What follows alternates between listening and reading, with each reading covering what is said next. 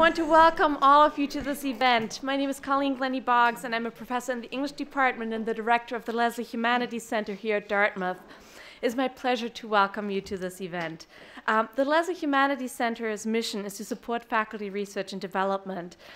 While the Presidential Scholar Program does not fall under our auspices, but is administered by the Office of Undergraduate Research, it plays a vital role in professors' research, and so we decided to coordinate this event to showcase the work that professors are doing and the opportunities that are available for students. The program enables students to spend 2 terms working closely with a professor on his or her research. For the student, it is a wonderful opportunity to learn how such research is done, to get invested in a topic, to develop his or her own ideas for an independent study, an honors thesis, an internship, or even a career. For the professors, students' work enriches their projects. Speaking for myself, I will say that I've always seen my work with presidential scholars as a dialogue, where the shared intellectual endeavor we've embarked upon has opened aspects and dimensions of my project that I had not foreseen. Today we will have a brief overview of the program from Jill Savage, who's here from the Office of Undergraduate Research. Her presentation will be followed by 3 teams of professors and students who are working together, and they will report on what they've been up to. These presentations are meant to showcase the range and the types of work that presidential scholars are offered. And after these brief presentations, we will have a reception where professors and students can mingle. And I know that professors have been putting name tags on, so hopefully you will easily be able to identify them. I'm hoping that this afternoon will allow us to gain a sense of the exciting work that students and professors are jointly doing at Dartmouth, and perhaps new research partnerships will form in the course of the afternoon. I'm so glad that you are here to share this event, and for those of you who've just received notification that you're eligible for this program, I also really want to offer my congratulations to you for being selected. I am going to introduce the speakers. I'm going to introduce all of them at once, but then they will come up to the podium one at a time. So Jill Savage is going to start us off. Then we're going to have Professor James Dorsey from the Department of Asian and Middle Eastern Languages and Literatures. He's sitting right over there. And his student, Christian Upperman, will be jointly presenting with him. The next team of presenters will be Veronika Füchtner with Miriam Kilimo. And then I didn't mention that Veronika Füchtner is in German Studies and in Comparative Literature. And then the third team will be Professor Paul Christensen from the Classics Department with his presidential scholar, Sofia Vasquez. So please join me in thanking them for being here and in welcoming them. And we'll get started with Jill Savage.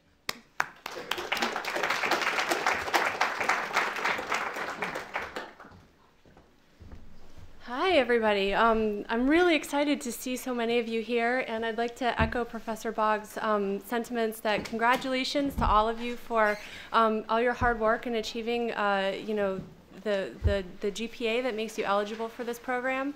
I have to say, in my time at undergraduate advising and research, this is one of the programs that I think is the most fruitful for students and faculty, and it's the one that I really enjoy working on the most.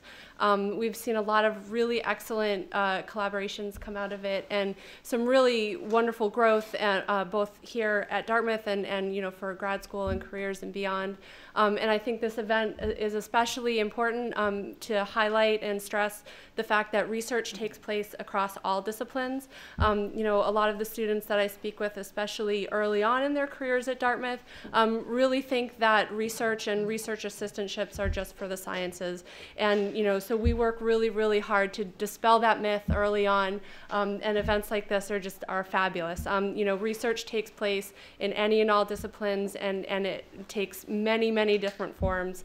And so I think you'll see that and you'll hear that here.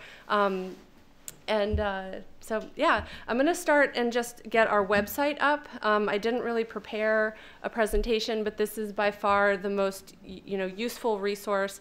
If you're looking for general information both about the program and the process for applying, and then at any point if you have questions. So the easiest way to get to us is the Dartmouth homepage, and then we are _UGAR. And this is where you'll find information on all the things that we do. But the Presidential Scholars quick link is right here. And so from this page, you can navigate to any section. Program information for students and the application timeline is the most relevant to all of you right now. So I'm just going to stop there. I'm not going to kind of parse through our website, but a few things to note. We have a project database that is up that we're currently collecting projects from faculty now. They will post the research that they're doing. They're looking for assistance to help with that.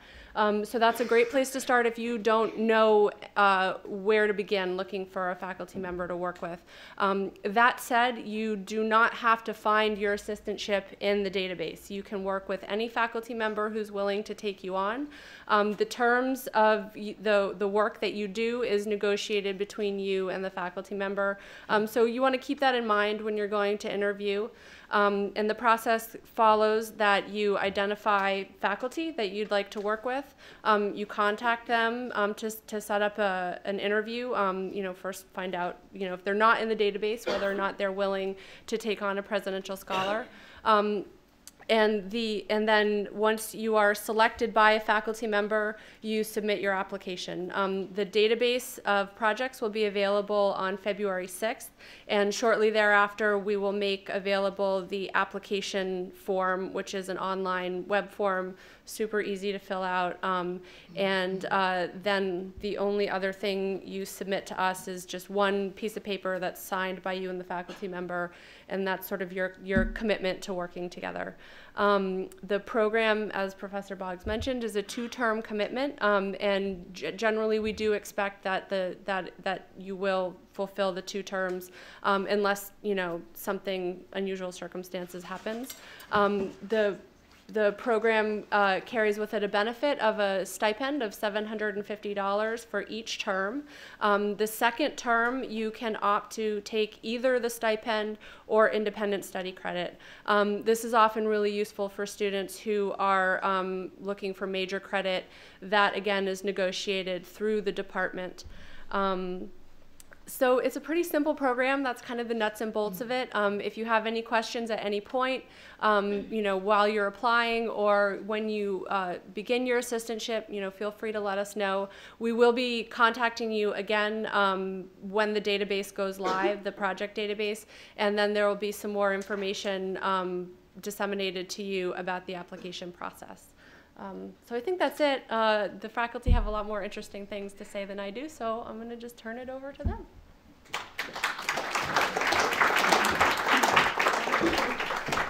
I'm going to ask our first team of presenters to step up, Professor James Dorsey and his student Christian Upperman.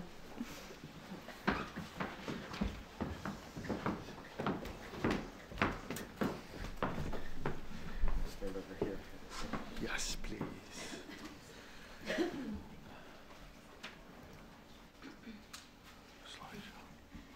Good afternoon, everybody. I'm Jim Dorsey. I'm in the Department of Asian and Middle Eastern Languages and Literature. My field is Japanese literature and culture.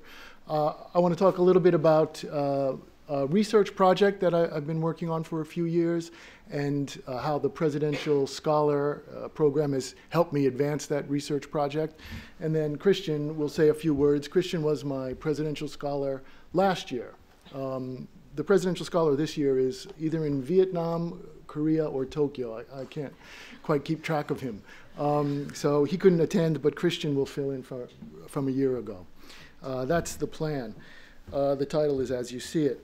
I'm very interested in Japan in the 1960s. They had a radical 1960s, not unlike the 1960s we had in this country. Hippies with peace signs and headbands, a sense of sort of social activism. People were fighting for day laborer rights. There was a sort of civil rights movement going on in Japan at that time. Anti-Vietnam War movement was very powerful in Japan.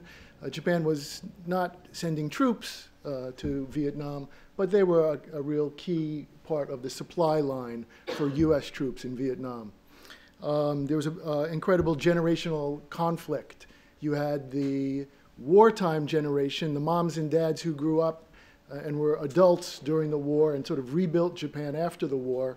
And then in the mid-60s, you get the kids who were born after the war, and they come of age just as Japan is hitting its economic stride. So these generations were from two completely different worlds.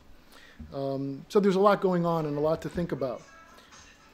One of the driving forces of the movement was political folk songs. And this is sort of the centerpiece of the project I'm working on. The gentleman you see here was known as the god of folk music. Okabayashi Nobuyasu is his name. He was a minister's son, was set to become a preacher himself, but instead was sort of converted to the religion of political activism. He became a kind of Marxist labor union activist and a folk singer. And so I've worked quite a bit on this guy. I just finished and had published an article on one of his early songs, a masterpiece called Kuso Kurai Bushi, the Eat Shit Ballad. It's a lovely little song. He's part of the movement here. The first stage in the folk song movement was really a kind of imitation of American folk music. And a lot of it was the same tunes translated into Japanese. And I want to play just a little bit of one of those songs. You may not recognize it, you may. If you recognize what this song is, throw your hand up in the air.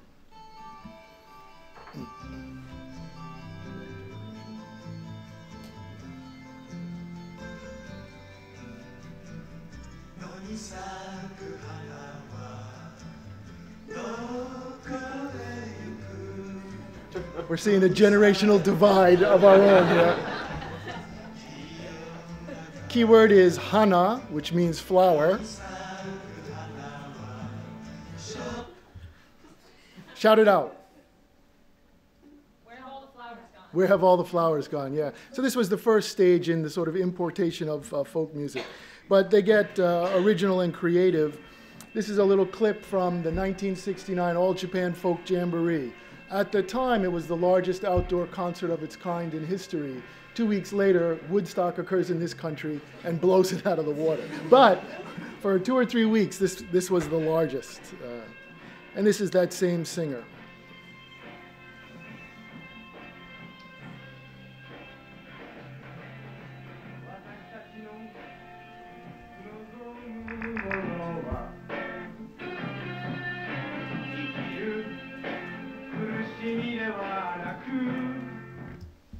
In the interests of time, we'll cut him off there. It's a song that sort of lists the generation's hopes for the future, what kind of life they hope to build for themselves. As I researched the project, I saw referred to time and time again this gentleman, family name Katagiri. He was kind of the brains behind the folk song, political folk song movement, and he was famous for putting out a kind of underground newspaper. I saw this referred to time and time again, and could not find any library that carried it. So eventually, you would have thought I would have done this immediately. Eventually, I just looked him up on the internet, found an address, and sent him a letter, and he wrote back within a week, right? He said, if you're interested in this underground newspaper, I can show you my copy, come on down and visit. And I went down and visited him. This is him in 1975, and that's him today, or 2 years ago. I was invited to his 80th birthday party. And I spent a wonderful afternoon or two with him, and he found in his storage closet an extra copy of the entire run of that underground newspaper, and he gave it to me. So this precious rare resource exists only in 2 places now. The back streets of Kyoto, Japan, in Katagiri Sensei's office, and in my basement in West Lebanon, New Hampshire. This is sort of what it looks like. It was all handwritten, and it was consisted of translations of American folk songs, original Japanese folk songs, manifestos, pictures, comics, all sorts of things. And so the Presidential Scholar Project is, well, this archive of underground newspaper presents a whole long list of possible research angles. I list just a few of them there. But there's a lot of material there. And the first step is to sort of index it And that's where you come in. That hard, grueling work of going through and marking down all the details on this underground newspaper. And that's what the students have been doing for the last 3 years. I think it's going to be at least 1 or 2 more years before the whole run of that underground newspaper is indexed. It ran from 1967 to about 1973, so there's a lot of material. And Christian did great service for 2 quarters last year, painstakingly going through this thing and indexing it for me. And let's hear what he has to say about that experience. He would rather have gone to the dentist. That's actually not true. I hate the dentist. So like Professor Dorsey mentioned, this magazine ran for a few years, and so we have copies of, I think, 1967 through 1972 or something like that. And I indexed all of 1969, 1970, and the first half of 1971, which was grueling and very painstaking, but also incredibly fun and beneficial. So if you look at the pictures, you can see they're all handwritten, all these lyrics to these songs and, you know, the notes. And then they'll have essays, like actual essays about stuff like women's rights and how women should be allowed to vote and stuff like that. Well, they were allowed to vote, but stuff like that.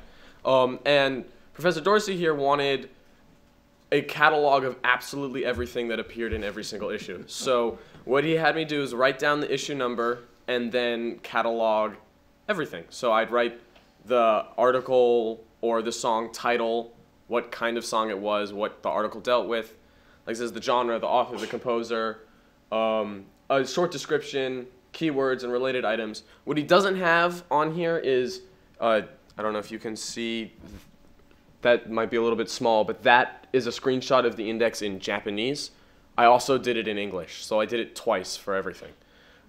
So I worked anywhere between 5 and like 12 hours a week, probably leaning towards like the 8, 9, 10 hour a week on this. But it, like I said, it was really, really beneficial. For me, I'm a Japanese economics double major, so when you look at that, you're like, well, 60s folk doesn't really have much to do with economics at all. And yes, it's written in Japanese, but that's pretty much all it's got to do with Japanese. And originally, you know, I actually just really wanted to work with Professor Dorsey. I've been working with him since my freshman year on various other things, and I wanted to be a presidential scholar with him. And so I just signed up, and I was like, I don't really care about the project. Whatever it is, I want to do it. And it turned out that it was incredibly beneficial, not just for Professor Dorsey, but also for my own areas of research. I'm doing a senior thesis right now, which doesn't have anything to do with 60s folk, but it involves reading a lot of language written by native Japanese people aimed at native Japanese people. And this project was my first introduction to that sort of comprehension, as opposed to just reading textbook Japanese, like Japanese aimed at language learners. I, for the first time, had to pick out native Japanese, read it, comprehend not just what it was saying, but also why it was being said and all the subtext behind that, which has been absolutely invaluable in what I've been doing for my thesis. So that was great. What else was I supposed to say? I think that was it. Yeah. That's what we've been doing. Thank you.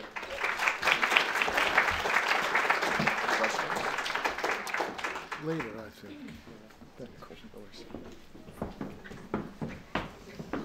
Our next team of presenters are Veronika Füchtner, who's a professor in German Studies and Comparative Literature, and Miriam Kilimo is her presidential scholar.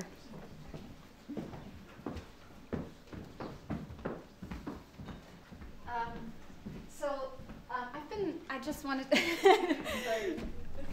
come closer. I've been working with presidential scholars also. This is not the first time, and I can't emphasize how beneficial it is actually for both sides. I can't emphasize it enough. My last presidential scholar, I quoted her in 2 of my articles. In my last articles that came out, I acknowledged her work because she was tremendously helpful, and I'm sure this is going to be the case with Miriam also. The project that I've been working on with Miriam is, so I'm a specialist in early 20th century, and I'm working on a project on the writer Thomas Mann. And he's known for having created this image of Germanness. He's kind of the uber-German author, you could think of, and the most uber-German author.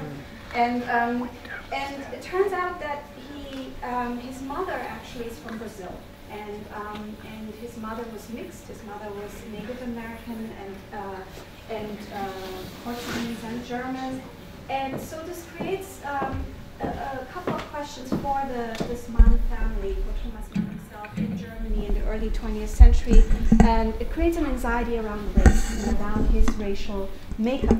And so the question for me was... Sorry, they can't hear you yet. Oh, okay. Oh, sorry. Okay. It on the podium. So I was talking about my project, and so the concern was that it creates an anxiety around race, around the racial makeup of the writer Thomas Mann, and so my idea was to work with a presidential scholar to really look at sources in Germany as well as in Brazil, which deal with race and which deal with his work in this context. And so this is where Miriam came in, and Miriam reads German and speaks German, and we actually speak a lot of German also in our meetings. And so she's done a lot of bibliographies for me, collecting material from Brazil in the late 19th century and early 20th century, accounts from German immigrants who moved to Brazil and who wrote about their encounters with Brazil. But she also looked at material of the early 20th century in Germany around the issue of race. So we've been looking at books together. She's been telling me, you think, I think this is useful for you, and I'm like, okay, I'll look at it, and she's usually right on, and so we also talk a lot about bibliographies, about research methods, how you go about such a project. So I think this is going to be useful for all of your projects if you embark on something like this. We talk about software, bibliography software, as well as software for organizing knowledge, well, in general, how scholarship works and what is at stake in the project of creating knowledge and mediating knowledge. So Miriam has also read some of my texts, and we've talked about them. Yeah, so this is maybe how it looks like from my from my end. Miriam, you want to? Yeah. So she's basically explained most of the work that I do. But something else that I'd like to tell you is the advantages that I've gotten out of working for Professor here. One of those is really getting to know the librarians. I don't know how many of you go and meet the librarians, but because I had to look at material, books that were published in the 1800s, I really didn't know how to start.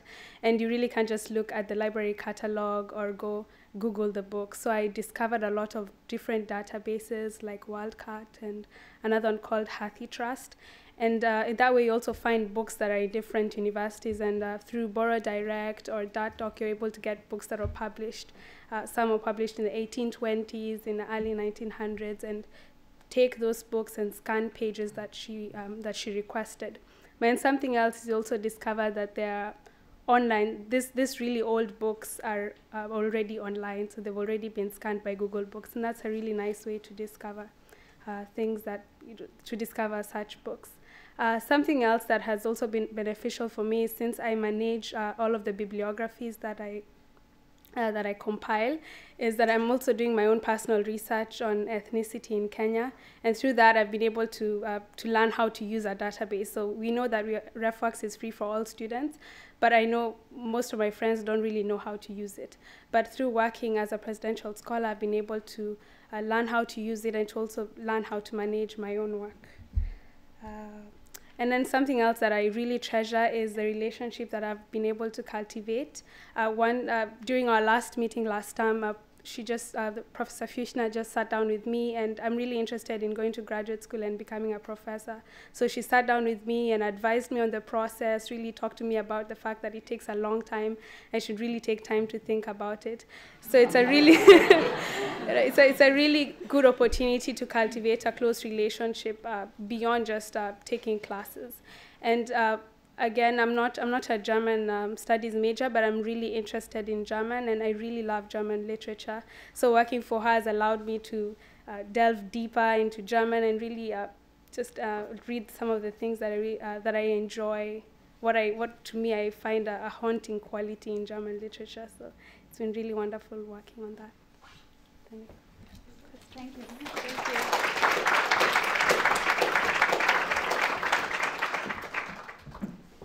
you. Our last team of presenters for the afternoon are Professor Paul Christensen in Classics and Sofia Vasquez.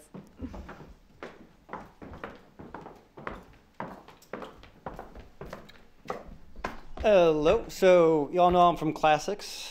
I've been here for a while. I was a student here in the 80s too. And I was reminded as I was walking over here today that the size of the green expands as the temperature drops.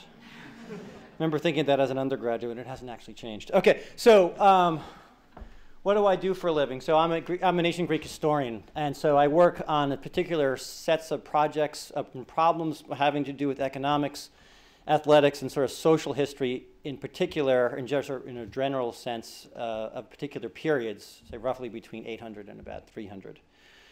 Well, as those, if I see some of you guys who've been in class with me here and there, I see Laura back there. So, and I mean, I know up front. So you're all people who work with me. I'm very big on problematizing, which means thinking about things that are on your desk as a question, trying to answer the question which is in front of you.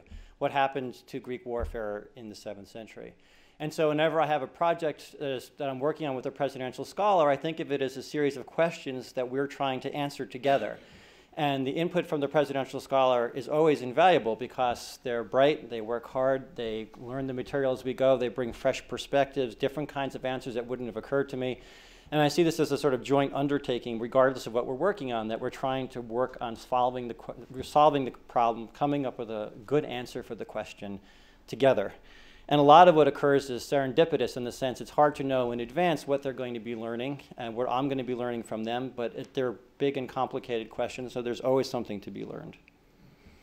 One of the things that's happened in the last 10 or 15 years is that collaborative projects in the classics have become much more common, and that's the result of the fact that there's a lot more specialization in the field, the amount of publication has gone up, and so it's hard for any one person to know much other than a very narrow subfield. And so lots of times there are big publications that involve groups of people together working on the same generic problem.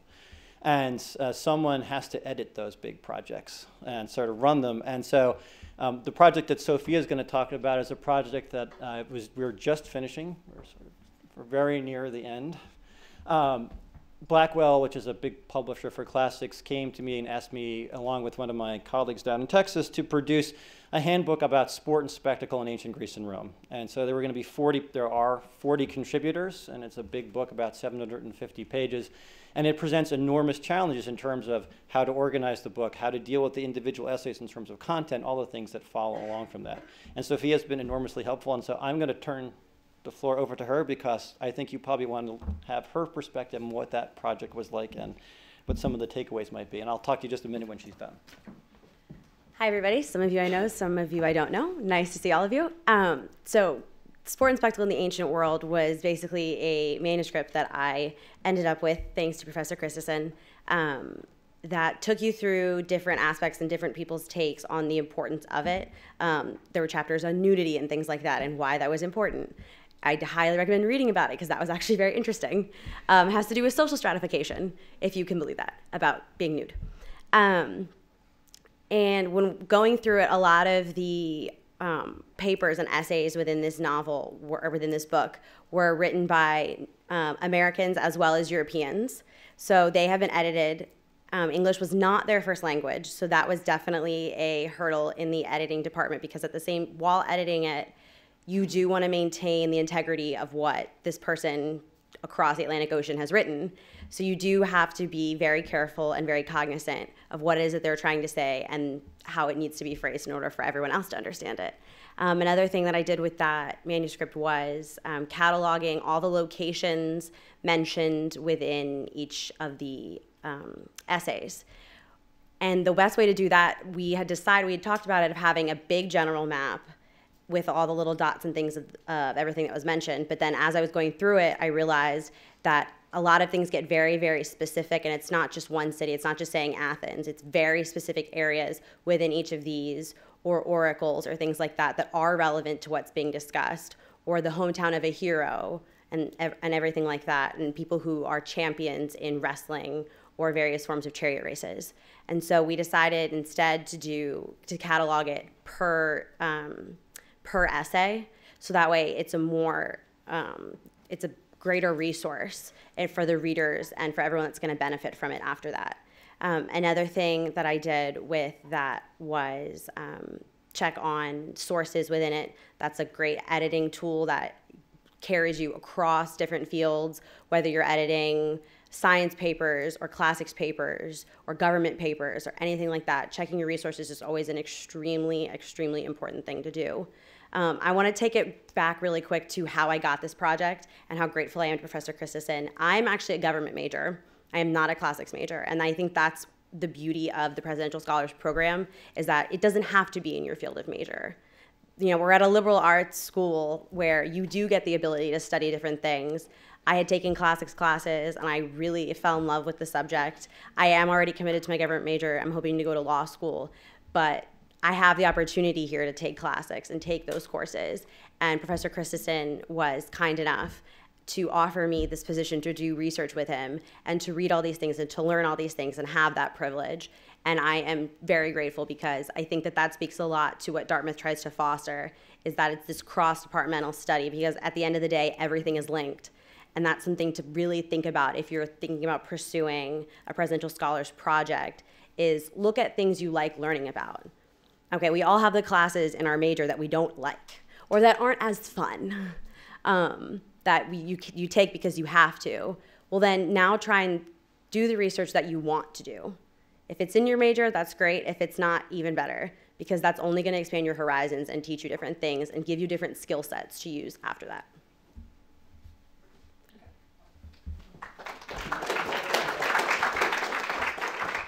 Sophia's been invaluable all the way through, and some of she's sort of undersold how everything she's done. She's been dealing with all the problems that went with it. And so I just wanted to pick up on one point, which is where the projects come from, because I imagine that's an issue a lot of you guys are thinking about. So the projects, from my perspective, come from two varieties. One are projects students bring to me. So I had a student a few years ago who said, I really want to figure out what happened on the Greek battlefield in the 7th century BC. And if it's a problem I feel like that it has some future in terms of being explored, and in which I can help him or her explore it, then absolutely, let's sit down and work it together. So you can come with a project, or sometimes I'm working on a big project and people come in and say, I don't have a project, but I want to do something. Do you have something that you're working on? And so there's almost always something doing. So for instance, we're finishing this volume. And I say this with a certain deep sigh as I think about this. Because I'm not sure it was exactly the right decision, but I'm sure it was in the long run. I just signed on to edit the Oxford History of Archaic Greece, which will be... Yeah, here's the kicker. It's 2,000 pages long. So this will be 5 or 6 years. A whole generation of presidential scholars will labor on this with me. So there's always all sorts of projects coming in from different directions. And I think that's it. We'll turn it over to whoever is next. Okay.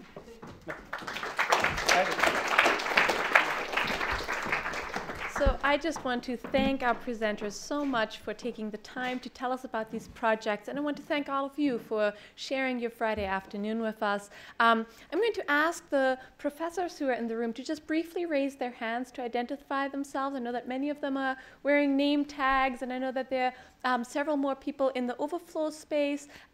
We're going to just open up for a reception at this point, and we have the Hanover Inn. They always do a wonderful job for us, so I don't know if they can hear me, but I'm going to shout out a thank you to them. Please stay for some food, some hopefully wonderful conversations. I know that everyone who's here is eager to learn about even more projects. This was really a showcasing of some of the projects, but there are many faculty members here who are eager to talk with you about their work, about their research, about the opportunities that they offer. So have some food, stay, mingle, and thank you for being here.